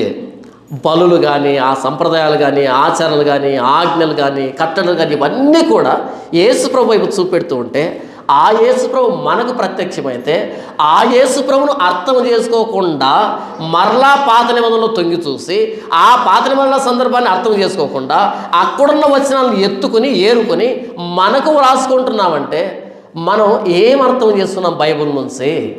నీ గురించి ఎందుకు ఉంటుంది బైబిల్లో? నా గురించి ఎందుకు ఉంటుంది బైబిల్లో? విచిత్రం ఏంటో చెప్పమంటారా? నేను పెళ్లి చేసుకోవాలనుకుంటున్నా, దేవుడు నాతో మాట్లాడాలి, ఆ పేపర్ దించుకోవడం. నీ పెళ్లి గురించి బైబిల్ ఎందుకు ఉంటుంది? నేను ఏ స్కూల్లో చేరాలి, వాగ్దానం. నేను ఏ పంట పెట్టాలి, వాగ్దానం. నేను వ్యాపారం చేయాలా వద్దా, వాగ్దానం. ఇలా బైబిల్ను అపార్థం చేసుకునే వాళ్ళు ఎక్కువైన కారణం చేత బైబిల్లో ఉన్న సారం అనేది బయటికి రాలే.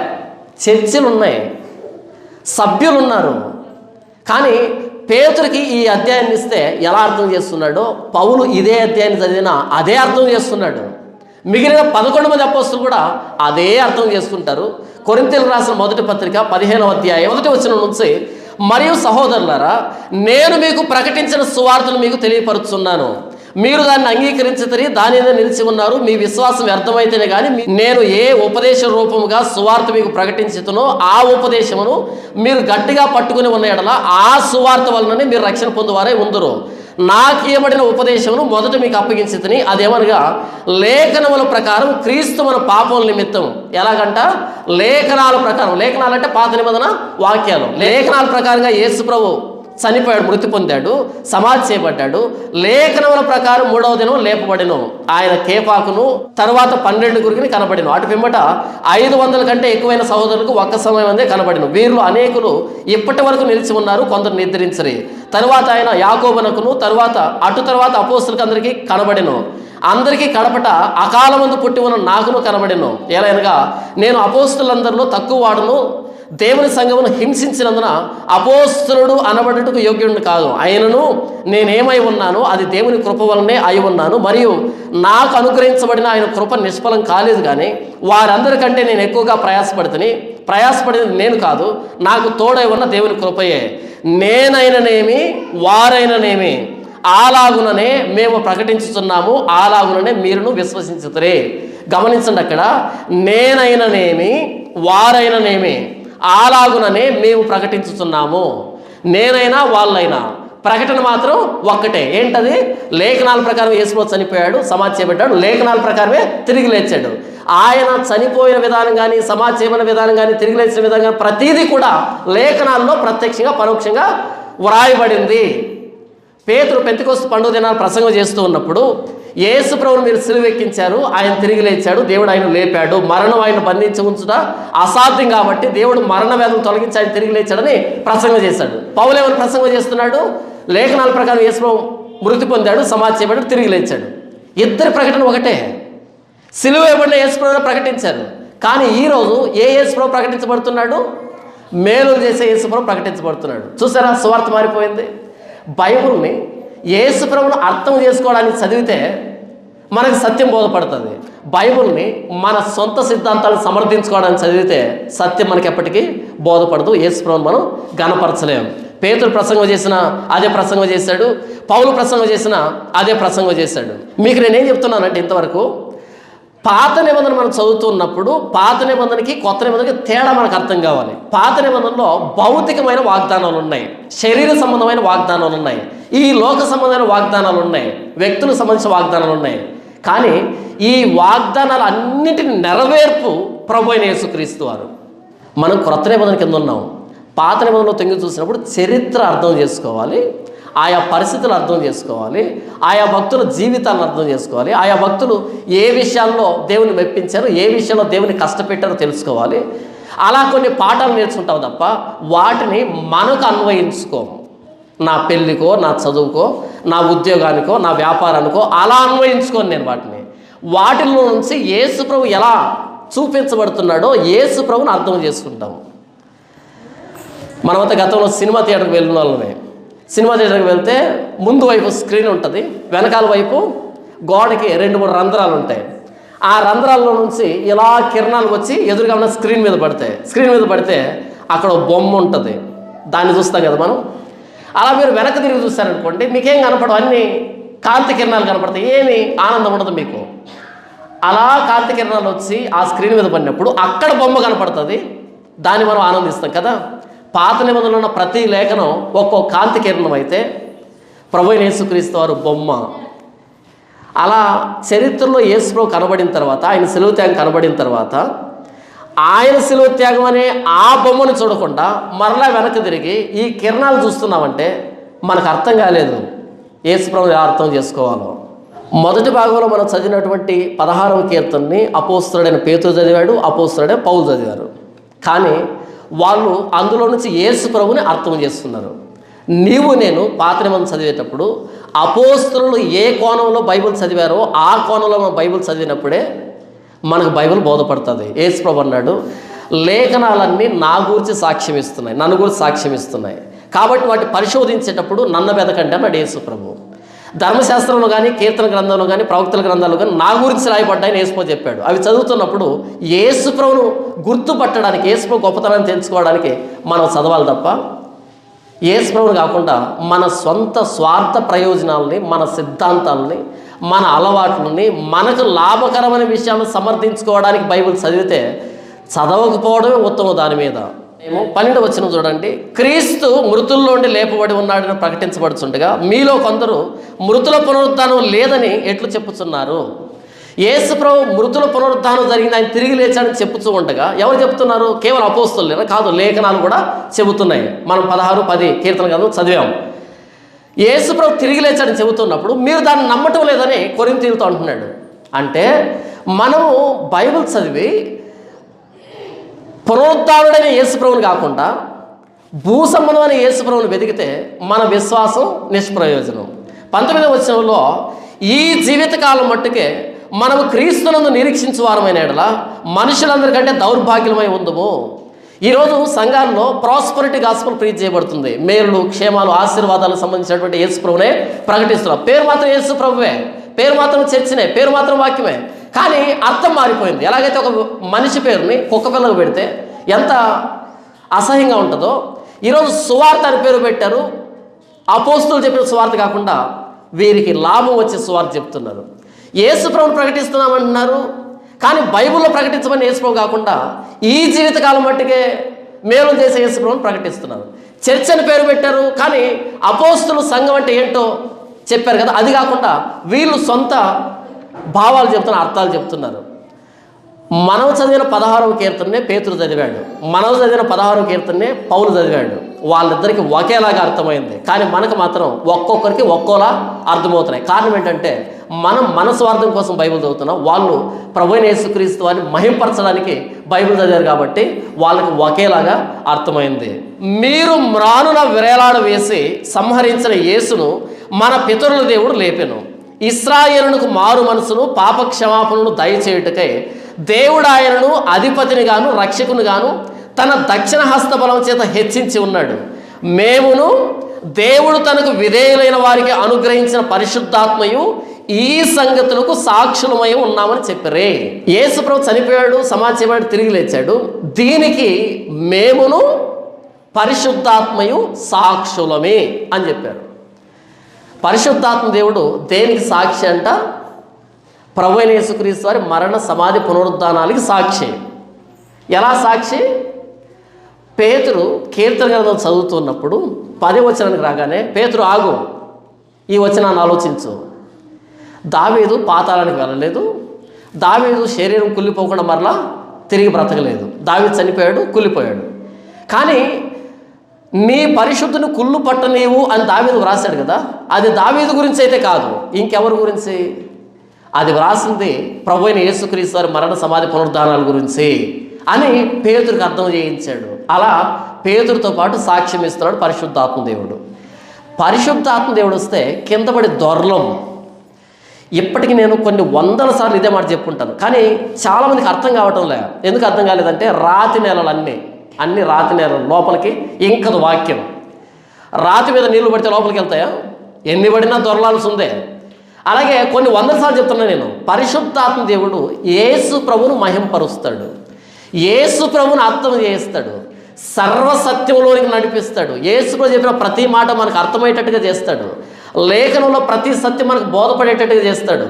పేతురికి అది యేసు ప్రభు పునరుద్ధానం గురించి అని ఎలా అర్థం చేయించాడో పౌలుకి కూడా అదే అర్థం చేయించాడు, అపోస్తులకు అదే అర్థం చేయించాడు. నేనైననేమి వారైననేమి అలాగనే ప్రకటిస్తున్నాం, యేసు ప్రభు సెలవునే ప్రకటిస్తున్నాం అన్నప్పుడు ఈరోజు ఏంటి, సంఘానికి బోధ మారిపోయింది, సంఘానికి సువార్త మారిపోయింది. కొత్త రోడ్ చర్చిలో పరిశుద్ధాత్మ దేవుడు అంటే ప్రభు అయిన యేసుక్రీస్తు వారిని అర్థం చేసుకోవడానికి దేవుడు పంపించినటువంటి ఆయన అంశ. దేవుడే మనలో నివాసం ఉన్నాడు, పరిశుద్ధాత్మ మనలో నివాసం ఉండి ప్రభు అయిన యేసుక్రీస్తు వారిని అర్థం చేయిస్తున్నాడు, ఆయన గణపరుస్తున్నాడు, ఆయన సిలువ త్యాగాన్ని అర్థం చేయించి మనం దేవుని పిల్లలమని సాక్ష్యం ఇస్తూ ఆత్మఫలాలు మనలో అనుగ్రహిస్తున్నాడని మనం ప్రకటిస్తూ ఉంటే పెంతెకోస్తు సంఘాల్లో ఇంటి కింద పడి దొరుకుతున్నారు పరిశుద్ధాత్మ దేవుడని. ఎవరు మార్చారు ఈ భావాన్ని? మొత్తం బైబిల్లో పరిశుద్ధాత్మ దేవుడు వస్తే కింద పడి దొరలలే.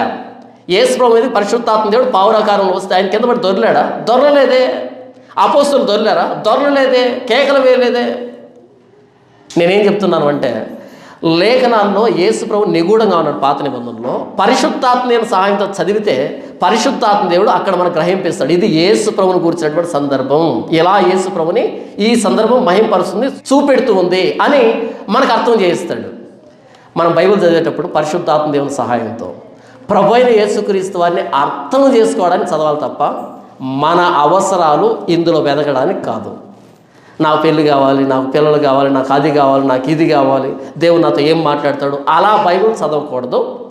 బైబిల్లో ఉన్న వచనాలని పేపర్ మీద రాసుకొని వాగ్దానాల రూపంలో చింపుకోవడం అపచారం, అది భ్రష్టత్వం, అమాయకత్వం. క్రైస్తవులకి బైబిల్ చదివే విధానం చేతగాలేదనే దానికి గుర్తుంది. పేతురు చదివినప్పుడు అలాగే అర్థమైంది, పౌలు చదివినప్పుడు అలాగే అర్థమైంది ఆ సందర్భం, మిగిలిన అపోస్తులు చదివినప్పుడు అలాగే ఆ సందర్భం అర్థమైనప్పుడు మనకెందుకు రకరకాలుగా అర్థమవుతుంది. కారణం యేసు ప్రభువును మహింపరుద్దామని కాకుండా మన స్వప్రయోజనాలు వెతుక్కోవడానికి, మన సొంత సిద్ధాంతాలు సమర్థించుకోవడానికి చదువుతున్నాం కాబట్టి అలా అర్థమవుతుంది. పేతురు కానీ పౌలు కానీ అపోస్తులు కానీ వారి జీవితం అంతా కనపరిచింది ఎవరురా అంటే ప్రభు అయిన యేసుక్రీస్తు వారి మరణ సమాధి పునరుద్ధానాలని. అపోస్తులు సర్వలోకానికి వెళ్ళారు, సర్వ సృష్టికి వెళ్ళారు, స్వార్థ ప్రకటించారు. అంటే ప్రభు అయిన యేసుక్రీస్తు మరణ సమాధి పునరుద్ధానాల గురించి సర్వ ప్రపంచానికి ప్రకటించారు. ఈ ప్రపంచం చనిపోవడాన్ని చూస్తుంది. ఒక వ్యక్తి చనిపోయినప్పుడు మీద పడి ఏడవడమే తెలిసి ప్రపంచానికి. కానీ చనిపోయిన వ్యక్తి ప్రభు అయిన యేసుక్రీస్తు వారి యందు బ్రతికున్నప్పుడు విశ్వాసం ఉంచి ఉంటే కనుక ఆ వ్యక్తి చనిపోయినా సరే ప్రభు అయిన యేసుక్రీస్తు వారు వచ్చినప్పుడు తిరిగి బ్రతుకుతాడనే విషయం ఈ ప్రపంచానికి తెలియదు. నీవు నా ఆత్మను పాతాళంలో విడిచిపెట్టవు, నీ పరిశుద్ధుని కుళ్ళు పట్టనివంటే ప్రభు అయిన యేసుక్రీస్తు వారు సమాధిలోకి వెళ్ళారు, కుళ్ళు పట్టకుండా తిరిగి లేచాడు. దీన్ని పునరుద్ధానం అంటారు. ఇది ప్రపంచానికి తెలియదు. ఎవరికి తెలుసు? నీకు నాకే తెలుసు. ప్రభు అయిన యేసుక్రీస్తు వారు నమ్ముకున్న మనకే తెలుసు. మరి మనం ప్రపంచంతో మాట్లాడేటప్పుడు దేని గురించి మాట్లాడాలి? వాళ్ళకు తెలియని విషయాన్ని గురించి మాట్లాడాలి, తెలిసిన విషయం గురించి కాదు. తెలియని విషయం గురించి మాట్లాడాలి, వాళ్ళకి పనికొచ్చే విషయం గురించి మాట్లాడాలి. ఏం పనికి వస్తుంది? ప్రభు అయిన యేసుక్రీస్తు వారు చనిపోయాడు, సమాధిని గెలిచి 3వ దినం మృత్యుంజయుడిగా పునరుద్ధానుడయ్యాడు. ఆ ప్రభు అయిన యేసుక్రీస్తు వారి ఎందుకు మీరు విశ్వాసం ఉంచితే మీరు మరణించినా సరే ప్రభు అయిన యేసుక్రీస్తు వారు రెండవ రాకుండా తిరిగి లేపబడతారు అని చెప్పాలి. ఏది గొప్ప విషయం? చనిపోకుండా ఉండడం గొప్ప విషయమా? చనిపోయి ప్రభు అయిన యేసుక్రీస్తు వారు రాకుండా తిరిగి లేవడం గొప్ప విషయమా? ఎలాంటి వాడైనా ఎంత తిండి తిన్నా, ఎంత ఆరోగ్యం ఉన్నా, ఎంత ఆస్తి ఉన్నా సరే ఒకనొక రోజు చనిపోవాల్సి ఉంది. చివరికి అరణ్యములో 40 సంవత్సరాలు మన్నా తిన్నటువంటి ఇశ్రాయేలీలు కూడా చనిపోయారు. కానీ ప్రభు అయిన యేసుక్రీస్తు వారిని ఎవరైతే విశ్వాసం ఉంచి మరణిస్తారో వాళ్ళు చనిపోయినను తిరిగి బ్రతుకుతారు యేసు ప్రభు రెండవ రాకడలో. ఏది గొప్ప విషయం? సువార్త అంటే యేసు ప్రభు మరణాన్ని గెలిచాడు, సమాధిని గెలిచాడు అని చెప్పడమే సువార్త. ఈ సువార్త పాత నిబంధనలో పరిశుద్ధాత్మ దేవుడు ప్రత్యక్షంగా పరోక్షంగా దాచిపెట్టాడు. మనం పాత నిబంధన చదువుతున్నప్పుడు పేతురు అర్థం చేసుకున్నట్టుగా, పౌలు అర్థం చేసుకున్నట్టుగా, మిగిలినటువంటి అపోస్తులు అర్థం చేసుకున్నట్టుగా యేసు ప్రభు మరణాన్ని, సమాధిని, పునరుద్ధానాన్ని అర్థం చేసుకోవాలి. మనం సువార్త ప్రకటించేటప్పుడు మీరు ప్రభు అయిన యేసుక్రీస్తు వారిని నమ్మితే మీరు కుళ్ళిపోయినా సరే, మట్టిలో కలిసిపోయినా సరే ప్రభు అయిన యేసుక్రీస్తు వారు రెండవ రాకడలో తిరిగి బ్రతుకుతారు అని చెప్పాలి. ఇది సువార్త. ఈరోజు సువార్త మారిపోయింది. ఒక్కో చర్చి ఒక్కో సువార్త. మా చర్చికి రండి మీకు పలానా ఇస్తాం, మా చర్చికి రండి మీకు పలానా జరుగుతుంది, మా చర్చికి రండి మీకు పలానా జరుగుతుంది అని యేసు ప్రభుని ఒక్కొక్కరు ఒక్కోలా ప్రకటిస్తున్నారు తప్ప అపోస్తలుడైన పేతురు, అపోస్తలుడైన పౌలు వాళ్ళు మనం చదివినటువంటి అదే 16వ కీర్తనను ఎలా అర్థం చేస్తున్నారో, ఎలా ఏకంగా ప్రకటించారో అలా ప్రకటించబడటం లేదు. అది దౌర్భాగ్యం. నేనైననేమి వారైననేమి అలాగుననే ప్రకటించుతున్నాం, మీరును అలాగే విశ్వసించరు. ఎలా? లేఖనముల ప్రకారం ప్రభువైన యేసుక్రీస్తు వారు మృతి చెందాడు, సమాధి చేయబడ్డాడు, తిరిగి లేచాడు. ఇది సువార్త. ఎవరికి? చనిపోయే మానవుడికి నీవు చనిపోయినా సరే తిరిగి బ్రతుకుతావు యేసు ప్రభువుల విశ్వాసం ఉంచితే, అంటే సువార్త. చనిపోయిన వ్యక్తి తిరిగి బ్రతకడు, సాధ్యం కాదది. ఒక్క యేసు ప్రభులోనే సాధ్యం అది. దానికి రుజువే ప్రభువైన యేసుక్రీస్తు వారి పునరుద్ధానం. ఆ పునరుద్ధానం గురించే 16వ కీర్తన రాయబడింది. అందులో ఉన్నటువంటి పునరుద్ధానాన్ని పేతురు పసిగట్టాడు, అందులో ఉన్న పునరుద్ధానాన్ని పౌలు అర్థం చేస్తున్నాడు, అందులో ఉన్న పునరుద్ధానాన్ని అపోస్తులు అర్థం చేస్తున్నారు. మనం మాత్రం పునరుద్ధానాన్ని విడిచిపెట్టేసి వాగ్దానాలు వెతుక్కుంటున్నాం. ఇది భ్రష్టత్వం. ఇది యేసు ప్రభువు రాకముందు కొన్ని వేల సంవత్సరాల క్రితం దావీదు ద్వారా పరిశుద్ధాత్మ దేవుడు వ్రాయించినటువంటి విషయం. ఇప్పటికీ యేసు ప్రభువు వచ్చి పునరుద్ధానం చెంది కొన్ని వేల సంవత్సరాలు అవుతుంది. ఇప్పటికీ మనకు అర్థమైతే మనం పునరుద్ధానం చెందే వ్యక్తులుగా బ్రతకాలి తప్ప అందరితో పాటు సమాధుల్లో కుళ్ళిపోయి నరకానికి వెళ్ళే వ్యక్తులుగా మనం బ్రతకూడదు. మన దేవుడైన ప్రభు అయిన యేసుక్రీస్తు పునరుద్ధానుడైన యేసు ప్రభు అయితే, పునరుద్ధానుడు అయితే మన జీవితం ఎలాగ ఉండాలి? మృతుల్లో నుంచి జీవించే వారంగా, పాపం నుంచి బయటకు వచ్చిన వారంగా, నేను చనిపోతే పునరుద్ధానం అవుతాను, పునరుద్ధానం చెందుతాను, నా సమాధి నుంచి బయటకు వస్తాను అనేటట్టుగా మనం బ్రతుకుంటారు. వెలుగు సంబంధంగా ఉండాలి తప్ప అందరితో పాటు సమాధిలో చీకిపోయేటువంటి, కుళ్ళిపోయేటువంటి స్థితిలో మనం ఉండకూడదు. ఇది యేసు ప్రభు పునరుద్ధానానికి సంబంధించిన ఆ ప్రవచనం మనకు చెప్తున్నటువంటి విషయం. యేసు ప్రభువే కాదు పాతాళంలో విడవబడింది, నేను కూడా పాతాళంలో విడవబడను, నేను కూడా సమాధిలో కుళ్ళిపోయిన స్థితిలోనే ఉండను. నా ప్రభువైన యేసుక్రీస్తు వారు వచ్చినప్పుడు ఆయన ఎదుర్కొంటాను, ఆయనతో పాటు సదాకాలం ఉంటాను. ఇది నా నిరీక్షణ, నీ నిరీక్షణ కావాలి. నా నిరీక్షణ అయితే ఇదే. మరి మీ నిరీక్షణ?